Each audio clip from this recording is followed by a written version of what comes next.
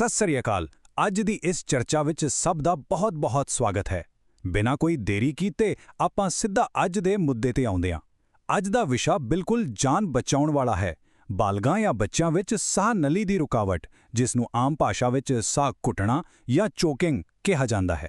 ਸੋਚ ਕੇ ਦੇਖੋ, ਜੇਕਰ ਅਚਾਨਕ ਸਾਹਮਣੇ ਕਿਸੇ ਨਾਲ ਅਜਿਹਾ ਹੋ ਜਾਵੇ ਤਾਂ ਉਸ ਐਮਰਜੈਂਸੀ ਵਿੱਚ ਬਿਲਕੁਲ ਸਹੀ ਕਦਮ ਕੀ ਹੋਣੇ ਚਾਹੀਦੇ ਹਨ। ਅੱਜ ਆਪਾਂ ਇਸੇ ਫਰਸਟ ਏਡ ਪ੍ਰੋਟੋਕਾਲ ਨੂੰ ਬਹੁਤ ਹੀ ਬਾਰੀਕੀ ਨਾਲ ਸਮਝਾਂਗੇ, ਕਿਉਂਕਿ ਇਹ ਜਾਣਕਾਰੀ ਕਿਸੇ ਦਿਨ ਸੱਚਮੁੱਚ ਕਿਸੇ ਦੀ ਜਾਨ ਬਚਾ ਸਕਦੀ ਹੈ।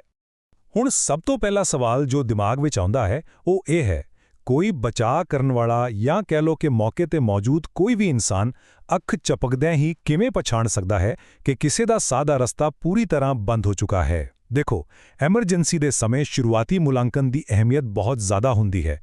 ਸਮਾਂ ਇੰਨੀ ਤੇਜ਼ੀ ਨਾਲ ਭੱਜ ਰਿਹਾ ਹੁੰਦਾ ਹੈ ਕਿ ਸੋਚਣ ਦਾ ਵਕਤ ਹੀ ਨਹੀਂ ਮਿਲਦਾ। ਇਸ ਲਈ ਆਪਾਂ ਨੂੰ ਇਹ ਦੇਖਣਾ ਪਵੇਗਾ ਕਿ ਅਧਿਕਾਰਿਤ ਸਰੋਤ ਇਸ ਨਾਜ਼ੁਕ ਪਲ ਵਿੱਚ ਸਾਨੂੰ ਕੀ ਕਰਨ ਦੀ ਸਲਾਹ ਦਿੰਦੇ ਹਨ। ਤਾਂ ਸਾਡਾ ਪਹਿਲਾ ਭਾਗ ਹੈ ਸਾਹ ਦੇ ਰਸਤੇ ਦਾ ਮੁਲਾਂਕਣ ਕਰਨਾ, ਯਾਨੀ ਕਿ ਇਹ ਪਛਾਣਨਾ ਕਿ ਰੁਕਾਵਟ ਅੰਸ਼ਕ ਹੈ ਜਾਂ ਪੂਰੀ ਤਰ੍ਹਾਂ ਬੰਦ ਹੈ। ਫੈਸਲਾ ਲੈਣ ਦੀ ਇਸ ਪ੍ਰਕਿਰਿਆ ਵਿੱਚ ਸਭ ਤੋਂ ਪਹਿਲਾ ਕੰਮ ਇਹ ਦੇਖਣਾ ਹੈ ਕਿ ਮਾਮਲਾ ਕਿੰਨਾ ਗੰਭੀਰ ਹੈ।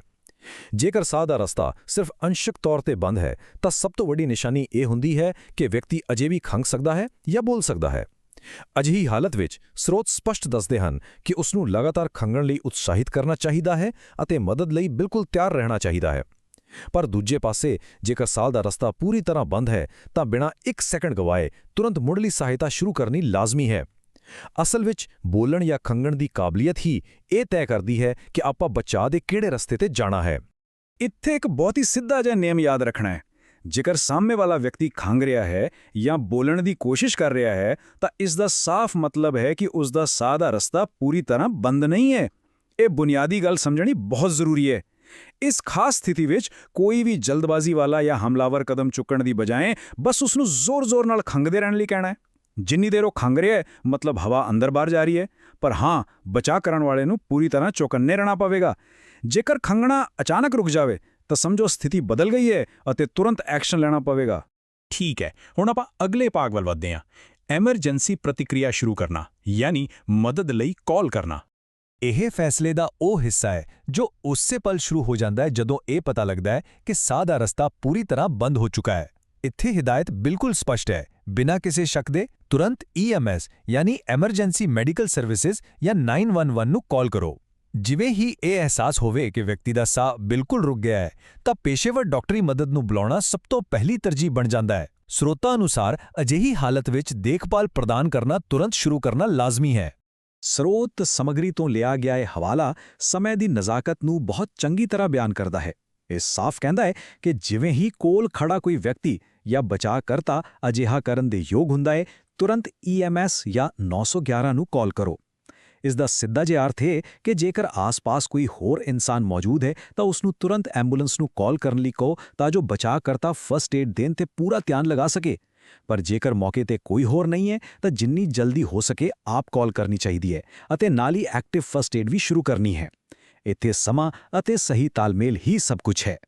ਅਤੇ ਇਸੇ ਗੱਲ ਤੋਂ ਇੱਕ ਬਹੁਤ ਹੀ ਵੱਡਾ ਸਵਾਲ ਖੜਾ ਹੁੰਦਾ ਹੈ, ਪੂਰੀ ਤਰ੍ਹਾਂ ਬੰਦ ਸਾਹ ਦੇ ਰਸਤੇ ਨੂੰ ਖੋਲ੍ਹਣ ਲਈ ਆਖਿਰ ਕਿਹੜੇ ਸਹੀ ਕਦਮ ਚੁੱਕੇ ਜਾਣੇ ਚਾਹੀਦੇ ਹਨ। ਦੇਖੋ, ਹੁਣ ਆਪਾਂ ਸਿਰਫ ਸਥਿਤੀ ਦਾ ਮੁਲਾਂਕਣ ਕਰਨ ਜਾਂ ਕਾਲ ਕਰਨ ਵਾਲੇ ਪੜਾਅ ਤੋਂ ਅੱਗੇ ਨਿਕਲ ਚੁੱਕੇ ਹਾਂ। ਹੁਣ ਵਾਰੀ ਹੈ ਐਕਸ਼ਨ ਲੈਣ ਦੀ, ਯਾਨੀ ਪ੍ਰੋਟੋਕਾਲ ਦੇ ਉਸ ਪੜਾਅ ਦੀ ਜਿੱਥੇ ਸਰੀਰਕ ਤੌਰ ਤੇ ਦਖਲ ਦੇਣਾ ਪੈਂਦਾ ਹੈ। ਇਹ ਉਹ ਥਾਂ ਹੈ ਜਿੱਥੇ ਬਚਾਅ ਕਰਨ ਵਾਲੇ ਨੂੰ ਅਮਲੀ ਰੂਪ ਵਿੱਚ ਮੈਦਾਨ ਵਿੱਚ ਉਤਰਨਾ ਪੈਂਦਾ ਹੈ। ਤਾਂ ਫਿਰ ਆਪਾਂ ਅਗਲੇ ਭਾਗ ਤੇ ਆਉਣੇ ਹਾਂ, ਤੁਰੰਤ ਸਰਗਰਮ ਦੇਖਭਾਲ ਪ੍ਰਦਾਨ ਕਰਨਾ ਅਤੇ ਇਸ ਦੇ 3 ਮੁੱਖ ਤਰੀਕੇ।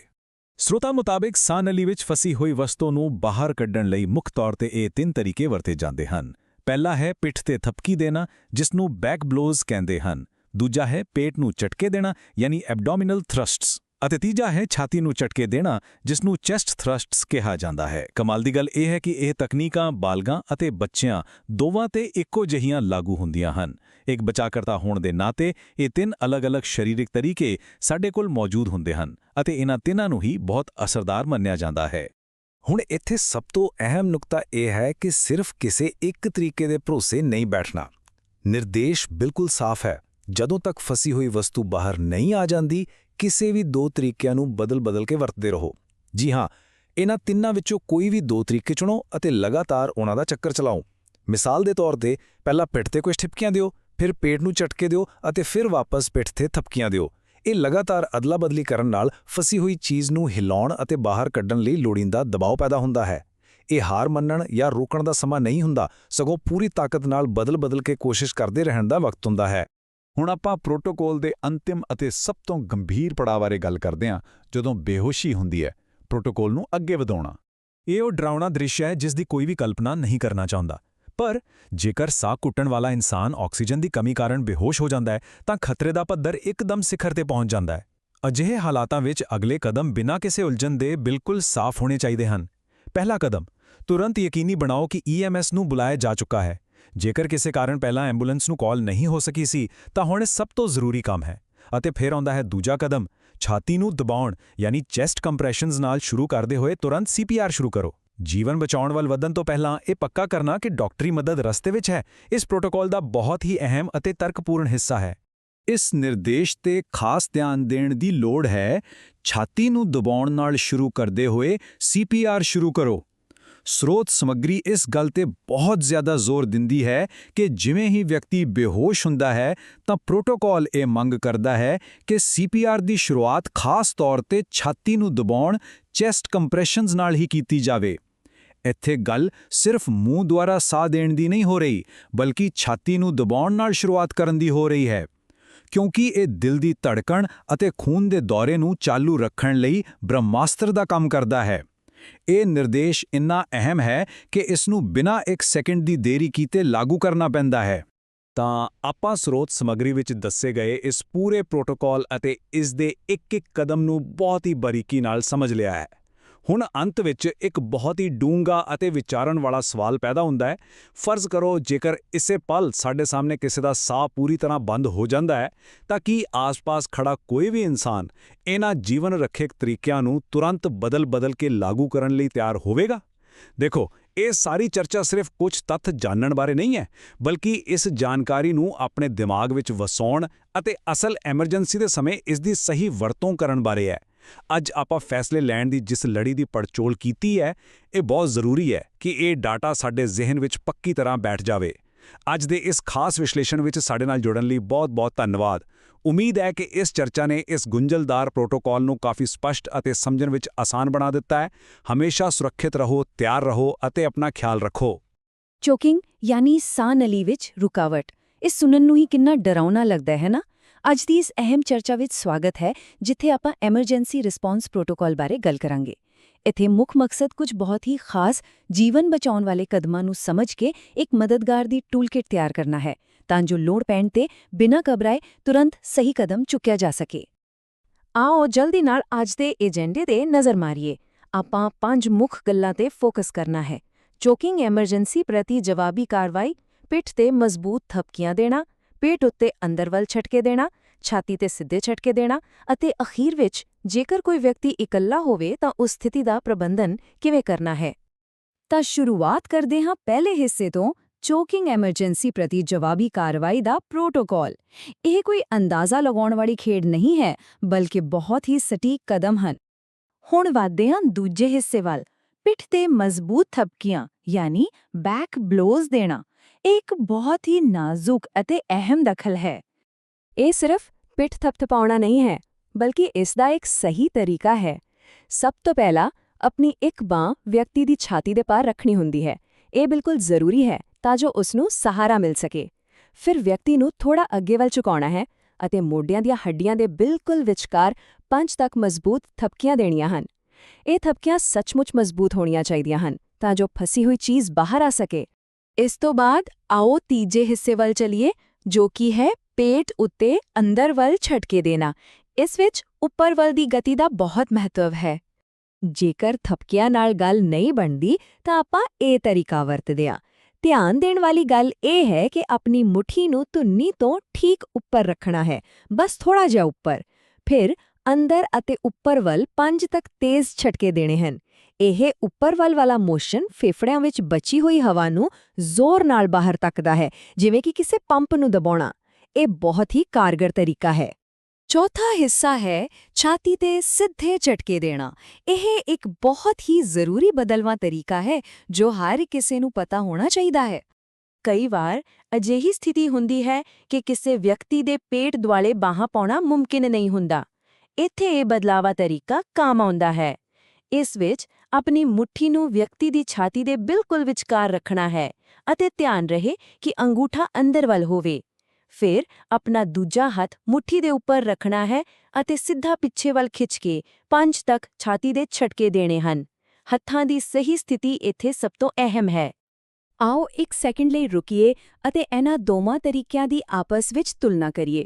ਪੇਟ ਦੇ ਝਟਕਿਆਂ ਵਿੱਚ ਮੁੱਠੀ ਤੁੰਨੀ ਤੋਂ ਬਿਲਕੁਲ ਉੱਪਰ ਹੁੰਦੀ ਹੈ ਅਤੇ ਗਤੀ ਅੰਦਰ ਤੇ ਉੱਪਰ ਵੱਲ ਹੁੰਦੀ ਹੈ, ਪਰ ਦੂਜੇ ਪਾਸੇ ਛਾਤੀ ਦੇ ਝਟਕਿਆਂ ਲਈ ਮੁੱਠੀ ਛਾਤੀ ਦੇ ਵਿਚਕਾਰ ਰੱਖਣੀ ਪੈਂਦੀ ਹੈ ਅਤੇ ਗਤੀ ਬਿਲਕੁਲ ਸਿੱਧੀ ਪਿੱਛੇ ਵੱਲ ਹੁੰਦੀ ਹੈ। ਇਹਨਾਂ ਬਾਰੀਕੀਆਂ ਨੂੰ ਸਮਝਣਾ ਹੀ ਅਸਲ ਵਿੱਚ ਐਮਰਜੈਂਸੀ ਦੌਰਾਨ ਸੈਕਿੰਡਾਂ ਵਿੱਚ ਸਹੀ ਫੈਸਲਾ ਲੈਣ ਵਿੱਚ ਮਦਦ ਕਰਦਾ ਹੈ। ਇਹ ਫਰਕ ਬਿਲਕੁਲ ਸਪਸ਼ਟ ਹੋਣਾ ਚਾਹੀਦਾ ਹੈ। ਹੁਣ ਆਉਂਦੇ ਹਾਂ 5ਵੇਂ ਅਤੇ ਬਹੁਤ ਹੀ ਸੰਵੇਦਨਸ਼ੀਲ ਹਿੱਸੇ ਤੇ, ਇਕੱਲੇ ਚੋਕਿੰਗ ਦੀ ਘਟਨਾ ਦਾ ਪ੍ਰਬੰਧਨ ਕਰਨਾ, ਯਾਨੀ ਜਦੋਂ ਮਦਦ ਲਈ ਆਸ-ਪਾਸ ਕੋਈ ਵੀ ਨਾ ਹੋਵੇ। ਜ਼ਰਾ ਸੋਚੋ, ਕੋਈ ਇਕੱਲਾ ਹੈ ਅਤੇ ਸਾਹ ਨਲੀ ਬੰਦ ਹੋ ਗਈ ਹੈ। ਇਹ ਕਿੰਨਾ ਖੌਫਨਾਕ ਹੋ ਸਕਦਾ ਹੈ, ਪਰ ਘਬਰਾਉਣ ਦੀ ਲੋੜ ਨਹੀਂ। ਇਸ ਦਾ ਵੀ ਇੱਕ ਪੱਕਾ ਪ੍ਰੋਟੋਕਾਲ ਹੈ। ਸਭ ਤੋਂ ਪਹਿਲਾ ਅਤੇ ਸਭ ਤੋਂ ਜ਼ਰੂਰੀ ਕਦਮ ਹੈ ਤੁਰੰਤ ਐਮਰਜੈਂਸੀ ਸੇਵਾਵਾਂ ਜਿਵੇਂ ਕਿ 911 ਮਿਲਾਣਾ। ਚਾਹੇ ਗਲੇ ਵਿੱਚੋਂ ਆਵਾਜ਼ ਨਾ ਵੀ ਨਿਕਲ ਰਹੀ ਹੋਵੇ, ਫਿਰ ਵੀ ਕਾਲ ਡਾਇਲ ਕਰਨਾ ਅਤੇ ਉਸ ਨੂੰ ਚਾਲੂ ਰੱਖਣਾ ਬਹੁਤ ਲਾਜ਼ਮੀ ਹੈ। 991 ਡਾਇਲ ਕਰਨ ਤੋਂ ਤੁਰੰਤ ਬਾਅਦ ਉਸੇ ਵੇਲੇ ਅਜਿਹੀ ਜਗ੍ਹਾ ਤੇ ਜਾਣਾ ਚਾਹੀਦਾ ਹੈ ਜਿੱਥੇ ਆਸਾਨੀ ਨਾਲ ਕਿਸੇ ਦੀ ਨਜ਼ਰ ਪੈ ਸਕੇ ਅਤੇ ਫਿਰ ਖੁਦ ਹੀ ਕਿਸੇ ਸੁਰੱਖਿਅਤ ਵਸਤੂ ਜਿਵੇਂ ਕਿ ਕਿਸੇ ਮਜ਼ਬੂਤ ਕੁਰਸੀ ਜਾਂ ਮੇਜ਼ ਦੇ ਕਿਨਾਰੇ ਦੇ ਵਿਰੁੱਧ ਪੇਟ ਦੇ ਝਟਕੇ ਲਗਾਉਣੇ ਹਨ। ਮਕਸਦ ਇਹ ਹੈ ਕਿ ਫਸੀ ਹੋਈ ਚੀਜ਼ ਨੂੰ ਬਾਹਰ ਕੱਢਣ ਦੀ ਕੋਸ਼ਿਸ਼ ਕੀਤੀ ਜਾਵੇ। ਇਹ ਬਿਲਕੁਲ ਉਸੇ ਦਬਾਅ ਦੀ ਨਕਲ ਕਰਦਾ ਹੈ ਜੋ ਕੋਈ ਹੋਰ ਵਿਅਕਤੀ ਪਿੱਛੋਂ ਖੜ ਕੇ ਦਿੰਦਾ ਹੈ। ਇਹ ਤਕਨੀਕ ਸ਼ਾਬਦਿਕ ਤੌਰ ਤੇ ਜਾਨ ਬਚਾਉਣ ਵਾਲੀ ਹੈ। ਅੱਜ ਦੀ ਇਸ ਅਹਿਮ ਜਾਣਕਾਰੀ ਨੂੰ ਸਮੇਟਦੇ ਹੋਏ ਇੱਕ ਬਹੁਤ ਹੀ ਗੰਭੀਰ ਸਵਾਲ ਸਾਹਮਣੇ ਆਉਂਦਾ ਹੈ ਕਿ ਘਰ ਜਾਂ ਕੰਮ ਵਾਲੀ ਥਾਂ ਤੇ ਹਰ ਕੋਈ ਇਹ ਪ੍ਰੋਟੋਕਾਲ ਜਾਣਦਾ ਹੈ? ਸੱਚ ਮੰਨੋ, ਸਿਰਫ ਇਨ੍ਹਾਂ ਕੁਝ ਸਹੀ ਕਦਮਾਂ ਦੀ ਜਾਣਕਾਰੀ ਹੋਣਾ ਐਮਰਜੈਂਸੀ ਵੇਲੇ ਕਿਸੇ ਦੀ ਵੀ ਜਾਨ ਬਚਾ ਸਕਦਾ ਹੈ। ਤਾਂ ਫਿਰ ਕੀ ਇਹ ਸਾਡੀ ਜ਼ਿੰਮੇਵਾਰੀ ਨਹੀਂ ਬਣਦੀ ਕਿ ਇਹ ਜਾਣਕਾਰੀ ਸਾਰਿਆਂ ਨਾਲ ਸਾਂਝੀ ਕੀਤੀ ਜਾਵੇ ਤਾਂ ਜੋ ਹਰ ਕੋਈ ਹਮੇਸ਼ਾ ਤਿਆਰ ਰਹੇ? ਇਸ ਬਾਰੇ ਜ਼ਰੂਰ ਸੋਚਿਓ। ਕਦੇ-ਕਦੇ ਨਾ ਜਦੋਂ ਕੋਈ ਹਾਦਸਾ ਵਾਪਰਦਾ ਹੈ ਜਾਂ ਕੋਈ ਅਚਾਨਕ ਬਿਮਾਰੀ ਆਂਦੀ ਹੈ ਤਾਂ ਸਭ ਤੋਂ ਵੱਡਾ ਖਤਰਾ ਉਹ ਨਹੀਂ ਹੁੰਦਾ ਜੋ ਸਾਨੂੰ ਸਾਹਮਣੇ ਦਿਖਾਈ ਦੇ ਰਿਹਾ ਹੁੰਦਾ ਹੈ। ਅਸਲ ਵਿੱਚ ਇੱਕ ਬਹੁਤ ਹੀ ਗੰਭੀਰ ਅਤੇ ਛੁਪੀ ਹੋਈ ਜਾਨਲੇਵਾ ਸਥਿਤੀ ਪੈਦਾ ਹੋ ਸਕਦੀ ਹੈ ਜੋ ਕਿਸੇ ਦੀ ਵੀ ਜਾਨ ਲੈ ਸਕਦੀ ਹੈ। ਅਤੇ ਪਤਾ ਹੈ, ਇਹ ਇੰਨੀ ਤੇਜ਼ੀ ਨਾਲ ਹੁੰਦਾ ਹੈ ਕਿ ਸੋਚਣ ਦਾ ਸਮਾਂ ਹੀ ਨਹੀਂ ਮਿਲਦਾ। ਇਸ ਲਈ ਇਸ ਖਤਰੇ ਨੂੰ ਸਮਝਣਾ ਬਹੁਤ ਜ਼ਰੂਰੀ ਹੈ ਕਿਉਂਕਿ ਐਮਰਜੈਂਸੀ ਵੇਲੇ ਤੁਹਾਡੀ ਜਾਣਕਾਰੀ ਹੀ ਕਿਸੇ ਦੀ ਜਾਨ ਬਚਾ ਸਕਦੀ ਹੈ। ਠੀਕ ਹੈ, ਤਾਂ ਆਓ ਸਿੱਧਾ ਇਸ ਵਿਸ਼ੇ ਵਿੱਚ ਉਤਰੀਏ। ਅੱਜ ਦੇ ਇਸ ਵਿਸ਼ਲੇਸ਼ਣ ਵਿੱਚ ਅਸੀਂ ਮੈਡੀਕਲ ਸ਼ੌਕ ਯਾਨੀ ਡਾਕਟਰੀ ਸਦਮੇ ਬਾਰੇ ਗੱਲ ਕਰਨ ਜਾ ਰਹੇ ਹਾਂ। ਇਹ ਇੱਕ ਅਜਿਹਾ ਵਿਸ਼ਾ ਹੈ ਜੋ ਸਾਡੇ ਸਾਰਿਆਂ ਲਈ, ਹਾਂ ਬਿਲਕੁਲ ਹਰ ਉਸ ਵਿਅਕਤੀ ਲਈ ਜਾਣਨਾ ਬਹੁਤ ਜ਼ਰੂਰੀ ਹੈ ਜੋ ਕਦੇ ਵੀ ਕਿਸੇ ਐਮਰਜੈਂਸੀ ਵਾਲੀ ਥਾਂ ਤੇ ਮੌਜੂਦ ਹੋ ਸਕਦਾ ਹੈ। ਇਹ ਜਾਣਕਾਰੀ ਤੁਹਾਨੂੰ ਆਮ ਇਨਸਾਨ ਤੋਂ ਇੱਕ ਜੀਵਨ ਰੱਖਿਅਕ ਬਣਾ ਸਕਦੀ ਹੈ। ਹੁਣ ਸ਼ਾਇਦ ਤੁਸੀਂ ਸੋਚ ਰਹੇ ਹੋਵੋਗੇ ਕਿ ਇਹ ਸ਼ੌਕ ਅਸਲ ਵਿੱਚ ਹੈ ਕੀ? ਦੇਖੋ, ਇਹ ਕੋਈ ਆਮ ਘਬਰਾਹਟ ਜਾਂ ਡਰ ਕੇ ਸਦਮੇ ਵਿੱਚ ਜਾਣਾ ਨਹੀਂ ਹੈ। ਇਹ ਇੱਕ ਬਿਲਕੁਲ ਅਸਲੀ, ਸਰੀਰਕ ਅਤੇ ਜਾਨਲੇਵਾ ਡਾਕਟਰੀ ਸਥਿਤੀ ਹੈ। ਸਰੋਤ ਦੱਸਦੇ ਹਨ ਕਿ ਜਦੋਂ ਕੋਈ ਗੰਭੀਰ ਸੱਟ ਲੱਗਦੀ ਹੈ ਜਾਂ ਕੋਈ ਵੱਡੀ ਬਿਮਾਰੀ ਅਚਾਨਕ ਹਮਲਾ ਕਰਦੀ ਹੈ ਤਾਂ ਮਦਦ ਕਰਨ ਵਾਲਿਆਂ ਨੂੰ ਹਮੇਸ਼ਾ ਇਸ ਛੁਪੇ ਹੋਏ ਖਤਰੇ ਲਈ ਤਿਆਰ ਰਹਿਣਾ ਚਾਹੀਦਾ ਹੈ।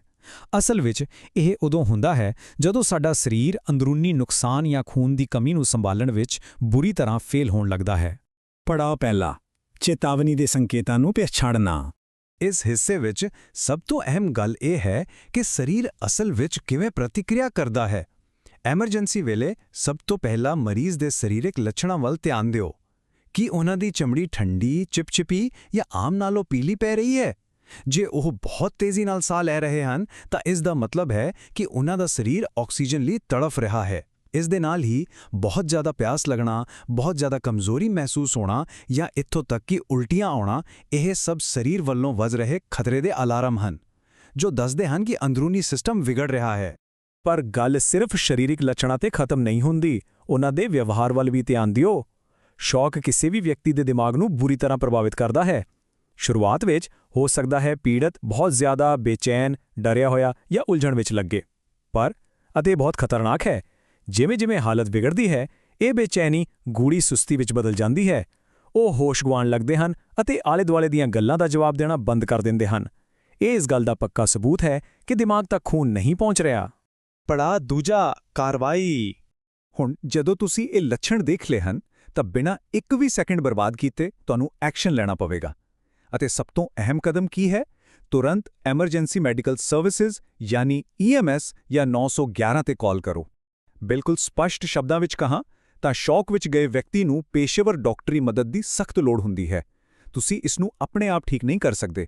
ਇਸ ਲਈ ਮੈਡੀਕਲ ਟੀਮ ਨੂੰ ਬੁਲਾਉਣਾ ਤੁਹਾਡੀ ਸਭ ਤੋਂ ਪਹਿਲੀ ਤਰਜੀਹ ਹੋਣੀ ਚਾਹੀਦੀ ਹੈ। ਪੜਾਅ ਤੀਜਾ, ਅੰਤਰਿਮ ਪ੍ਰਬੰਧਨ ਅਤੇ ਦੇਖਭਾਲ। ਹੁਣ ਇੱਥੇ ਸਭ ਤੋਂ ਜ਼ਰੂਰੀ ਸਵਾਲ ਇਹ ਆਉਂਦਾ ਹੈ ਕਿ ਜਦੋਂ ਤੱਕ ਐਂਬੂਲੈਂਸ ਆਉਂਦੀ ਹੈ, ਉਦੋਂ ਤੱਕ ਤੁਸੀਂ ਕੀ ਕਰ ਸਕਦੇ ਹੋ? ਇਹ ਸਮਾਂ ਬਹੁਤ ਕੀਮਤੀ ਹੁੰਦਾ ਹੈ।